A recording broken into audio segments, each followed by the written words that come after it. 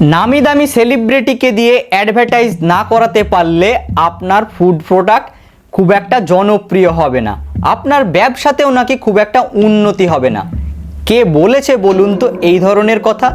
কি জানেন তো, ভালো জিনিস হলে তার অ্যাডভার্টাইজমেন্ট লাগে না। এর প্রকৃষ্ট উদাহরণ হলো বাপুজি কেক। আপনি নিশ্চয়ই খেয়ে দেখেছেন এর গুণগত মান কত ভালো। আর এই বাপুজি কেকের কোনো রকম সেলিব্রিটি অ্যাডভার্টাইজমেন্ট দেখা যায় না, এমনকি তাদের কেকের প্যাকেজিংয়েও কোনো সেলিব্রিটির ফটো থাকে না, শুধু লেখা থাকে বাপুজি কেক। এটাই যথেষ্ট। আর এই বাপুজি কেক প্রায় 3 দশকের জনপ্রিয় কেক, এখনও প্রত্যেক দিন প্রায় 50,000 ইউনিট বিক্রি হয়।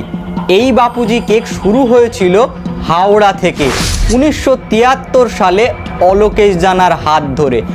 এখনও তারা তাদের গুণগত মান ঠিক রেখে চলেছেন, তাই তাদের এত বিক্রি। আপনি কি এটা জানতেন?